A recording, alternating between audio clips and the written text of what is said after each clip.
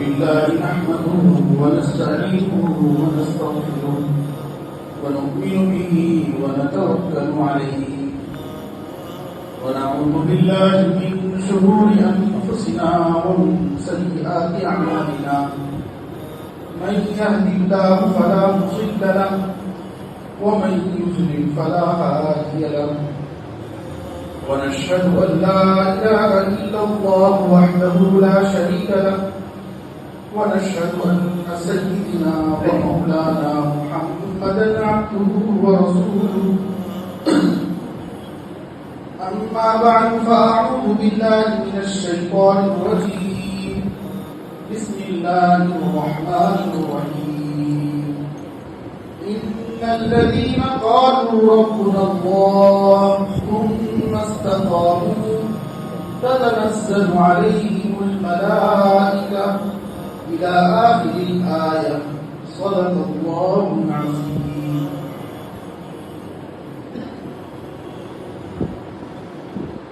جب وقت پڑا تھا گلشن پر ہم نے ہی لہو کا نام دیا، میرے ہی لہو کے چیٹوں سے ہولی چلائی لوگوں نے، سوار سوارا ہے ہم نے اس ملک کے بیسوے برہم کو، یہ اہل جنوب بتلائیں گے کیا ہم نے کیا ہے عالم کو۔ عزیزان محترم، نوجوان ساتھیوں، دوستوں، کل 15 اگست ہے، لیکن ہم مسلمانوں کو اپنی تاریخ یاد نہیں ہے۔ مسلمانوں نے اس دیش کو آزاد کرنے کے لیے اور کرانے کے لیے علماء نے کیا قربانیاں دی ہیں وہ ہمیں معلوم نہیں ہے۔ میں یہ چاہتا ہوں کہ تاریخ کی باتوں کو سن کر ہمیں چاہیے کہ ہم اپنے اکابر کی، اپنے اسلاف کی اور اپنے بزرگوں کی تاریخ کو یاد کر کے اپنے بچوں کے ذہن میں منتقل کریں۔ وہ قوم مٹ جاتی ہے، وہ قوم تباہ و برباد ہو جاتی ہے جو اپنے اکابر کی تاریخ کو یاد نہیں رکھتی، اور جو تاریخ یاد نہیں رکھتی وہ فیوچر میں ابھر نہیں پاتی، فیوچر میں وہ آگے نہیں جا پاتی۔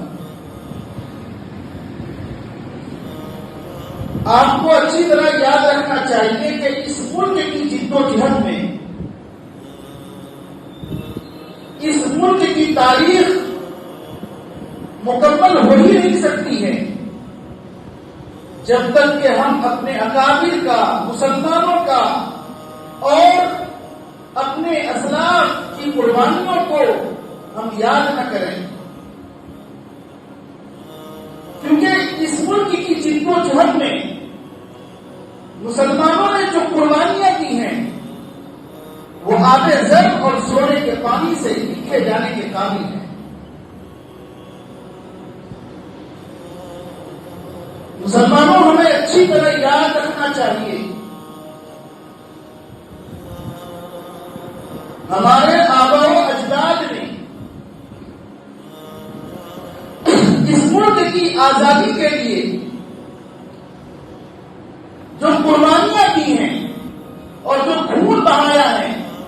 دوسرے لوگوں نے اپنا پسینہ بھی نہیں بہایا ہوگا۔ اور ہمارے آباء و اجداد نے جو لوگ اس ملک کی آزادی کے لیے اور اس ملک کو آزاد کرنے کے لیے پامال کر رہے تھے، اپنی رگوں کے خون کے آخری قطرے تک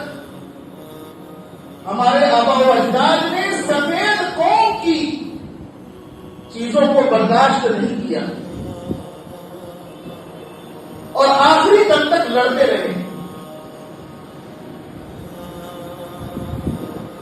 مسلمانوں کو آزادی کے بعد جو ستانے کا ایک سلسلہ شروع ہوا، مسلمانوں پر جو ظلم و ستم ڈھایا جانے لگا،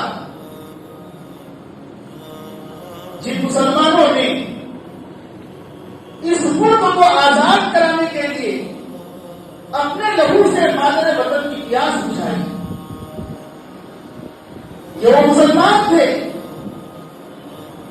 جو جیل کی کوٹھریوں میں جا کر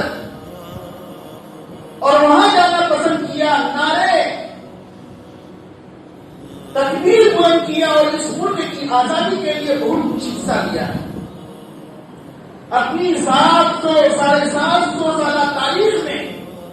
اس ملک کو دولت و ثروت سے مالا مال کر دیا تھا، اس ملک کو سونے کی چڑیا کہا جاتا تھا، اور اس ملک میں اتحاد و اتفاق کا ایک چراغ روشن کیا تھا۔ آج وہی لوگ مسلمانوں کو غدار اور مسلمانوں کو بدیشی کہتے ہیں۔ اس ملک پر مسلمانوں کا جو احسان ہے وہ کبھی بھلایا نہیں جا سکتا۔ قطب مینار کی بلندی، 4 مینار کی عظمت، لال قلعہ کی عظمت،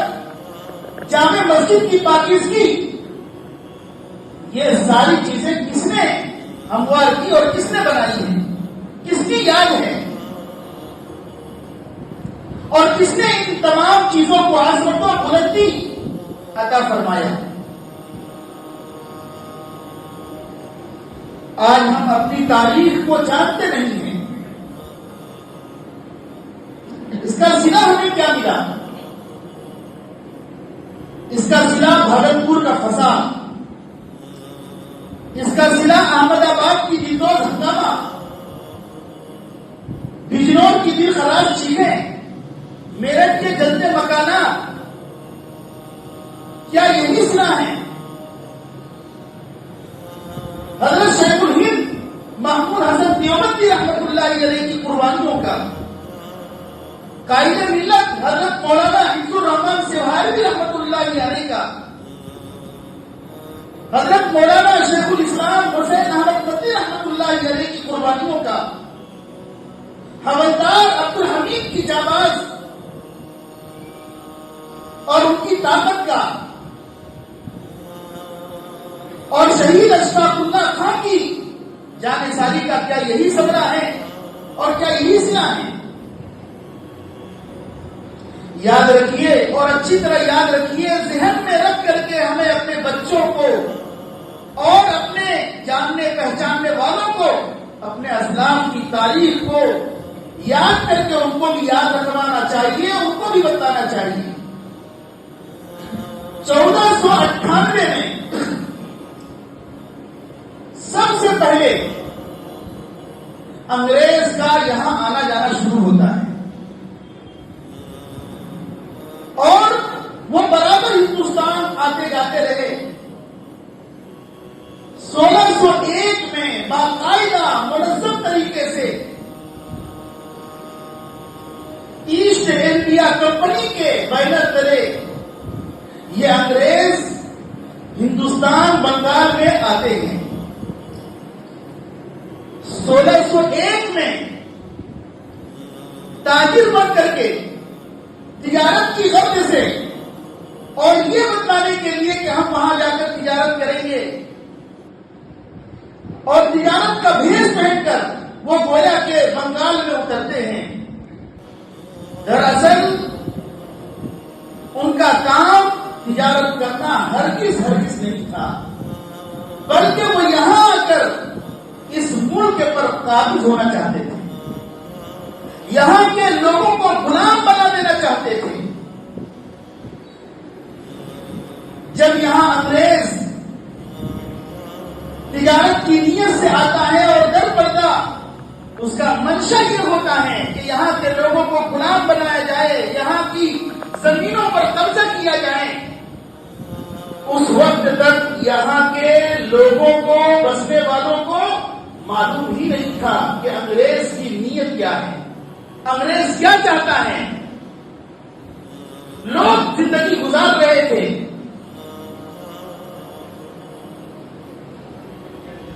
معلوم ہونا چاہیے کہ سب سے پہلے انگریز کے ناپاک ارادوں کو جنہوں نے بھانپا، سمجھا وہ حضرت مجدد الفسانی شیخ احمد سرہندی رحمۃ اللہ علیہ، حضرت مجدد الفسانی شیخ احمد سرہندی رحمۃ اللہ علیہ نے بھاپ لیا تھا، دیکھ لیا تھا اور یہ سمجھ لیا تھا کہ یہ اپنے ارادے میں پکے نہیں ہیں، یہ ناپاک ارادہ لے کر کے ہندوستان کی سرزمین پر انہوں نے قدم رکھا ہے۔ حضرت مجدد الفسانی شیخ احمد سرہندی رحمۃ اللہ علیہ اپنے لوگوں کو، اپنے کارندوں کو، اپنے محبین کو، اپنے متوسلین کو، اپنے لوگوں کو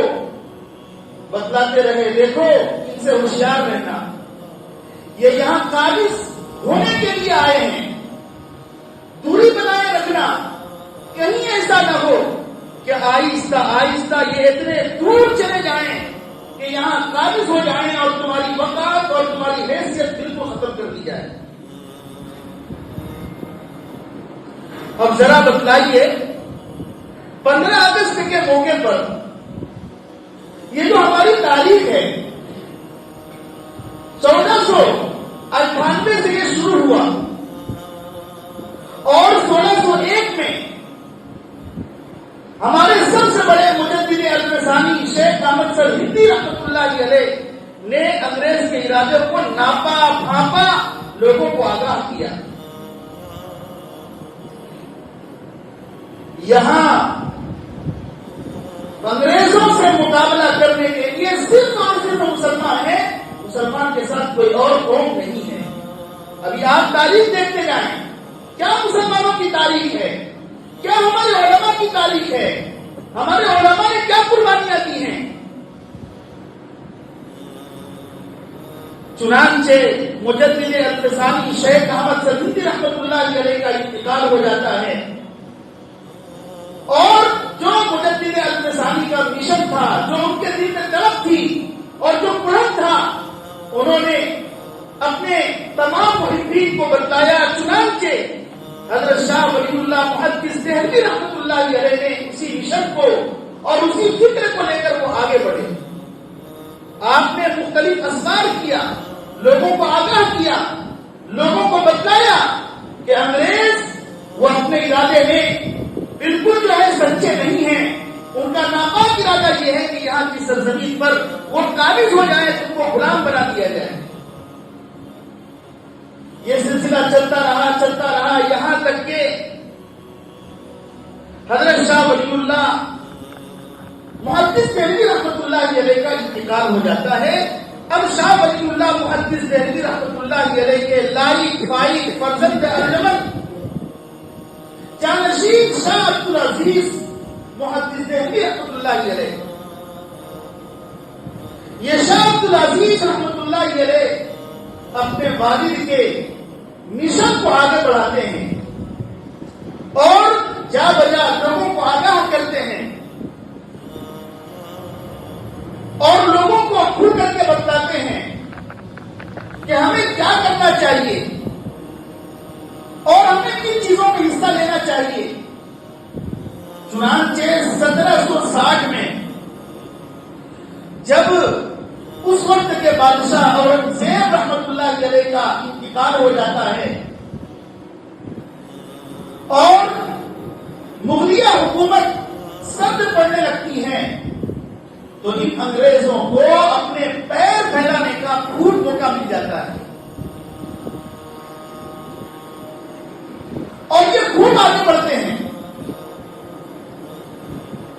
حتیٰ کہ 1799 میں محب وطن ٹیپو سلطان شہید رحمت اللہ علیہ کے سلسلے میں انگریزوں نے سوچا اور انہوں نے یہ محسوس کیا کہ ٹیپو سلطان شہید رحمت اللہ علیہ ایک جانباز سپاہی ہیں اور ہم اپنے مقصد میں اس وقت تک کامیاب نہیں ہو سکتے جب تک کہ ٹیپو سلطان کو راستے سے ہٹایا نہ جائے۔ اور ٹیپو سلطان شہید رحمت اللہ علیہ نے بھی جانچا، سمجھا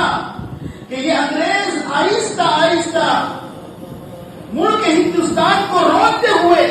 یہاں سرزمین پر وہ قابض ہوتے جا رہے ہیں، ان کے خلاف لڑائی کا کوئی طریقہ سوچنا چاہیے اور ان کے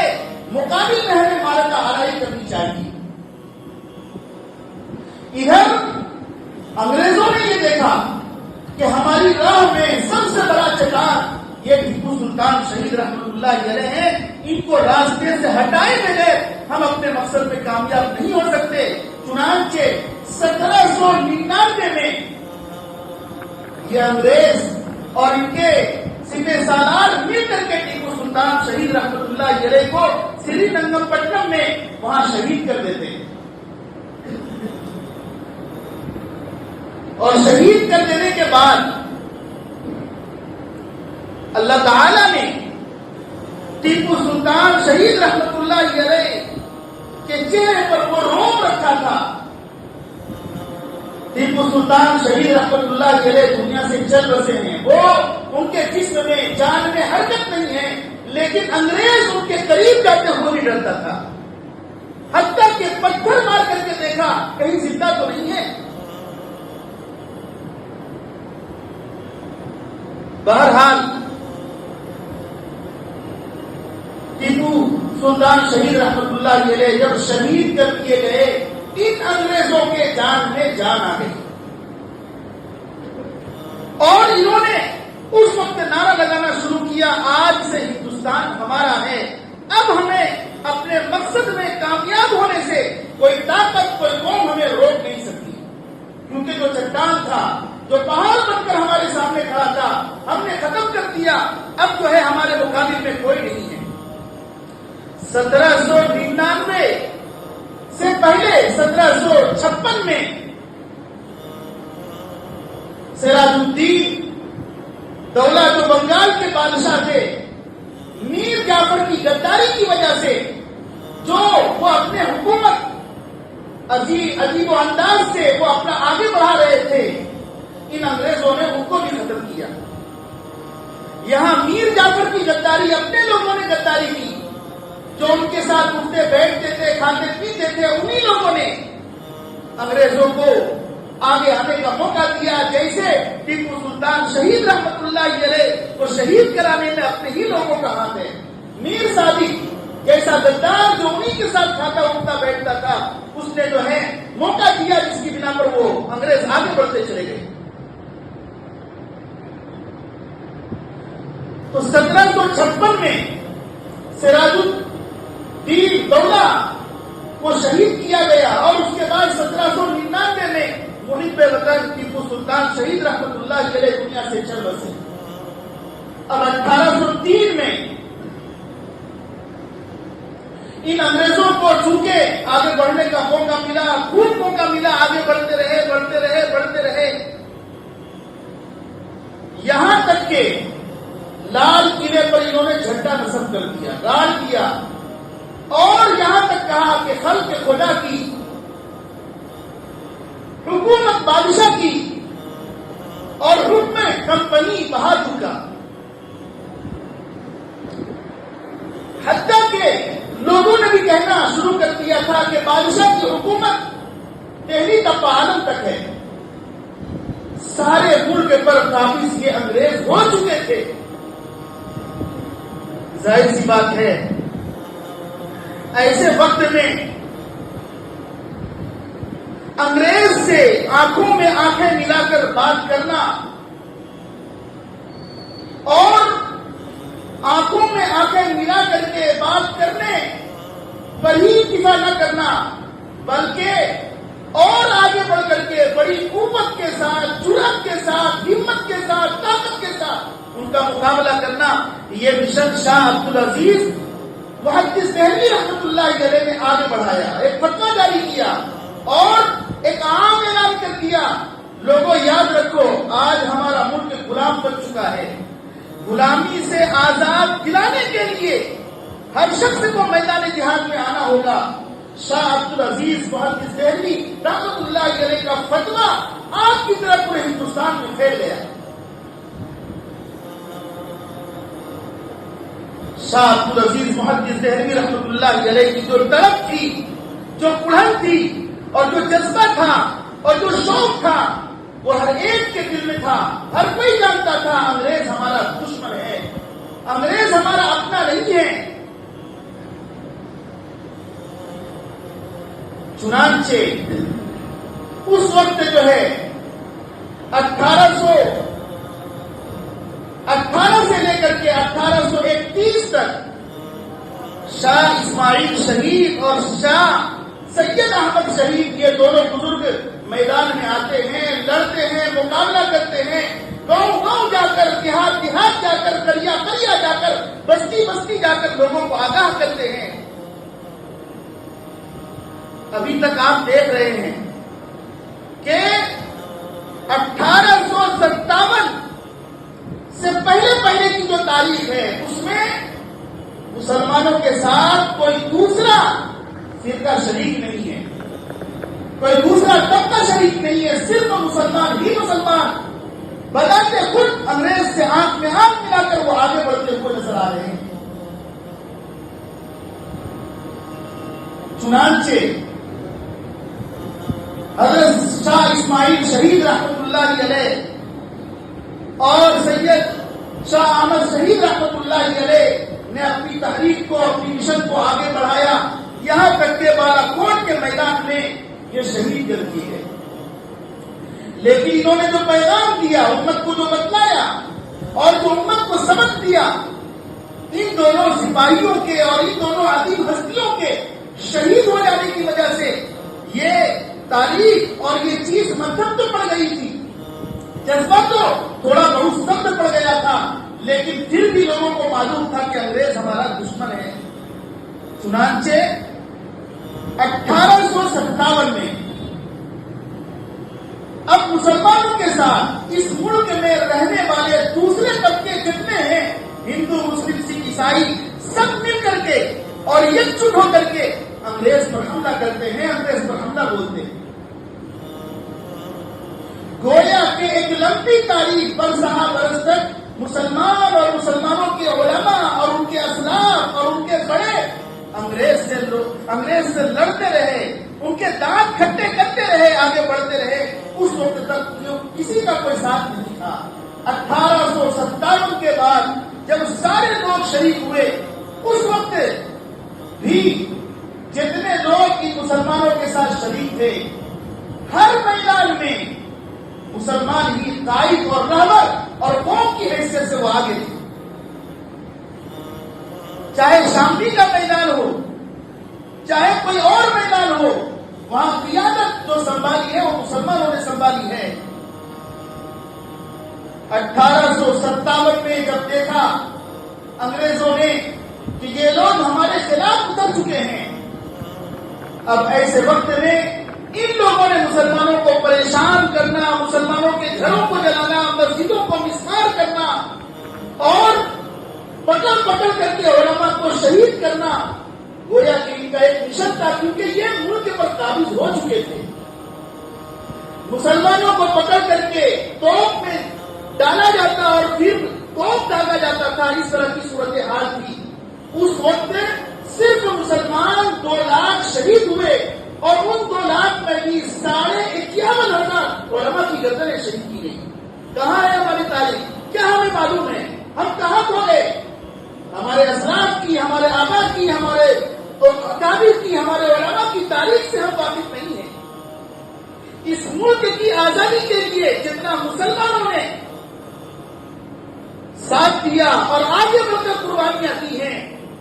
میں سمجھتا ہوں کہ کوئی دوسرا طبقہ بعد میں چل کر کے ضرور دیا ہے, لیکن ہیرو بنا کر جس کو پیش کیا جاتا ہے وہ مسلمانوں کو نہیں. مسلمانوں کو تو غدار کہا جاتا ہے, مسلمانوں کو تو دہشت گرد کہا جاتا ہے, اور اس سے آگے بڑھ کر مدارس میں پڑھنے والوں کو غدار کہا جاتا ہے, دہشت گرد بتایا جاتا ہے.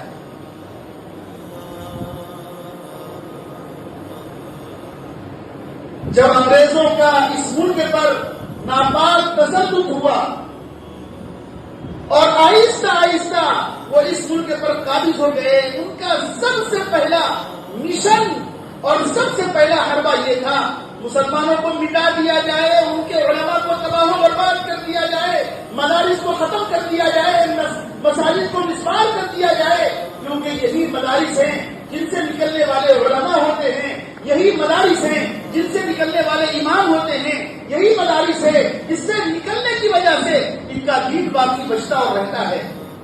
لہذا ان کا سب سے پہلا نشانہ یہ مدارس اور مدارس میں پڑھنے والے طلباء اور علماء تھے کہ کسی طریقے سے ان کو ختم کر دیا جائے۔ انہی مدارس سے اور انہی مدارس کی کوکھ سے نکلنے والے علماء کا ان مدارس کی اور ان جنگ آزادی میں قربانیوں میں انہی علماء کا سب سے بڑا دخل ہے۔ وہ علماء کہاں سے بنے؟ انہی مدارس سے نکلے۔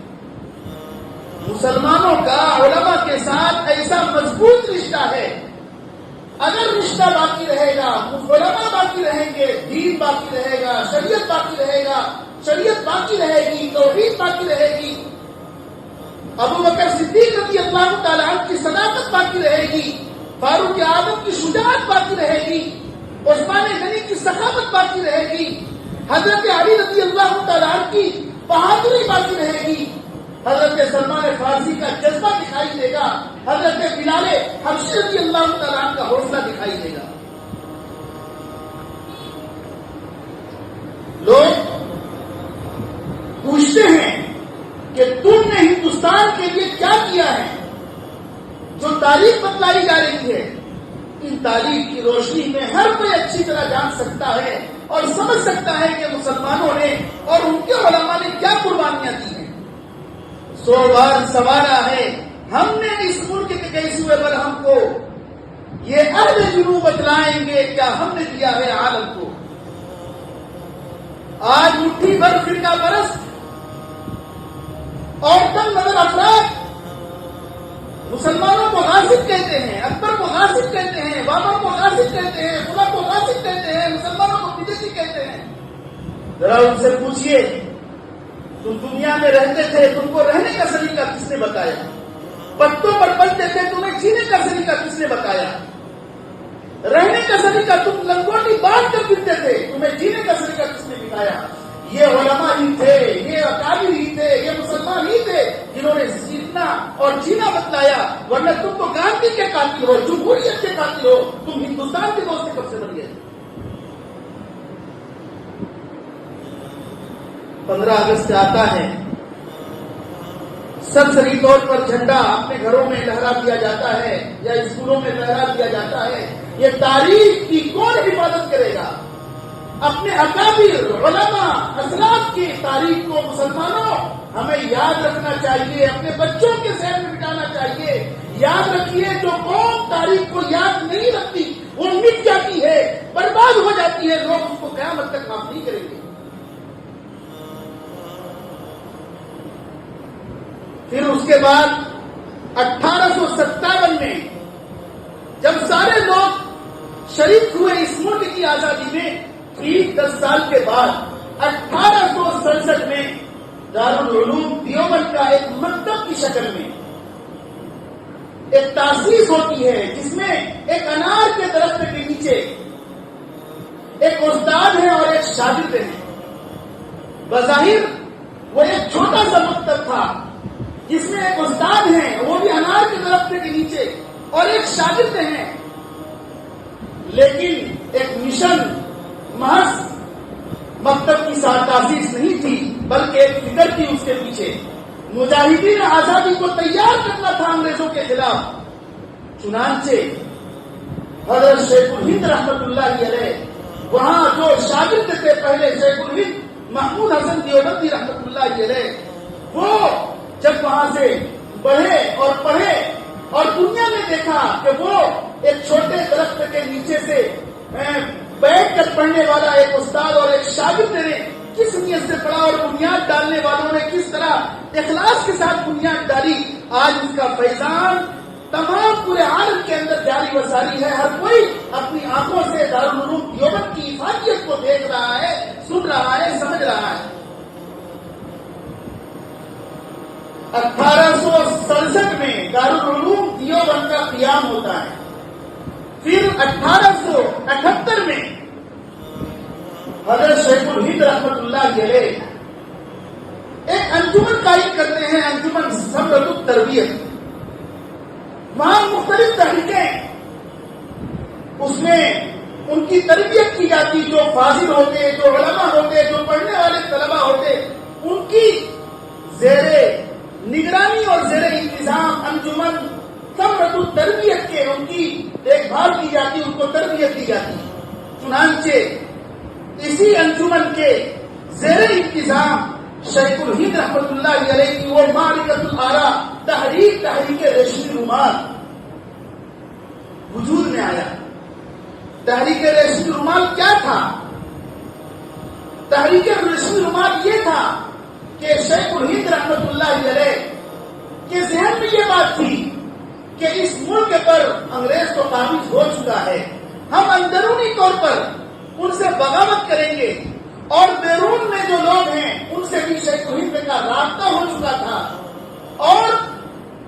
گویا کہ یہ رابطہ ہوا کہ آپ وہاں سے دباؤ ڈالیں گے، ادھر اندرونی طور پر ہم ان پر حملہ کریں گے، یہاں تک کہ یہ مشن تیار ہو گیا تھا کہ ایک حکومت ہم انگریزوں کے مقابلے میں تشکیل دیں گے جو ان کے متواسی ہوگی، جو ان کے برابر ہوگی، اور ان کا صدر اور عہدیدار بھی منتخب کر دیے گئے۔ راجا پرتاپ نام کر کے کسی کو جو ہے اس کا صدر بھی بنانے کا ارادہ کیا جا چکا تھا، لیکن اللہ کو کچھ اور ہی منظور تھا۔ اگر تحریک ریشمی رومال میں کامیابی مل جاتی تو آج ہندوستان کا نقشہ کچھ اور ہی ہوتا، لیکن چونکہ اللہ کی مصلحت کے آگے، اللہ کی حکمت کے آگے کسی کی کچھ نہیں چلتی ہے۔ بہرحال 1915 میں جب شیخ الہند رحمۃ اللہ علیہ اپنے مشن میں تحریک ریشمی رومال میں ناکام ہو جاتے ہیں اور انگریزوں کو پتہ چل جاتا ہے، تو پھر یہی شیخ الہند رحمۃ اللہ علیہ مالٹا کی جیل میں گئے۔ اتنی قربانیاں دی ہیں، اتنی انہوں نے مشقتیں برداشت کی ہیں، اور جیل میں سلاخوں کے پیچھے ان کو اتنا تڑپایا گیا۔ ان کے شاگرد رشید حضرت شیخ الاسلام حسین احمد مدنی رحمۃ اللہ علیہ فرماتے ہیں جب ان کا انتقال ہو گیا ان کے استاد شیخ الہند کا، اور جب نہلانے کے لیے ان کے کپڑے اتارے گئے تو پتہ چلا جسم پر ہڈی کے علاوہ گوشت تک نہیں۔ یہ کون تھے شیخ الہند رحمۃ اللہ علیہ؟ یہ وہ محمود الحسن دیوبندی رحمۃ اللہ علیہ ہیں جو انگریز سے ایسی انہوں نے مخالفت کی، اور وہ یہ چاہتے تھے انگریز نے قبضہ کیا ہے، غلط قبضہ کیا ہے، ان کو اس ملک سے بھگانا ہے۔ شیخ الہند رحمۃ اللہ علیہ لڑتے رہے یہاں تک کہ ان کی جو تحریک تھی وہ ناکام ہو جاتی ہے 1915 میں، اور جب مالٹا کی جیل میں جاتے ہیں اور بامشقت انہوں نے جو ہے تکلیفیں برداشت کی، ان کو جو ہے پریشان کیا گیا، تکلیفیں دی گئی۔ حضرت شیخ الاسلام رحمۃ اللہ علیہ جو ان کے شاگرد ہیں فرماتے ہیں جب میں نہلانے گیا اور کپڑے کو اتارا گیا پتا چلا کہ ان کے جسم پر ہڈی کے علاوہ گوشت نہیں ہے۔ اس کے بعد یہ سلسلہ اور آگے چلتا ہے۔ 1942 میں نمک آندولن پر تحریک چلتی ہے، یہاں تک کہ 15 اگست 1947 میں اللہ تعالیٰ نے یہاں آزادی کے سورج کو طلوع کر دیا۔ یہ وہ مختصر تاریخ ہے، تاریخ تو بہت لمبی ہے، لیکن تاریخ کا جو حصہ ہم نے آپ کے سامنے بتایا ہے وہ یاد رکھنے کے قابل ہے۔ مسلمانوں کا اس ملک کی آزادی میں اور علماء کا اس ملک کی آزادی میں جتنا رول ہے اتنا کسی نے اس کے لیے خون بھی بہایا، پسینہ بھی نہیں بہایا ہوگا جتنا علماء نے خون بہایا ہے۔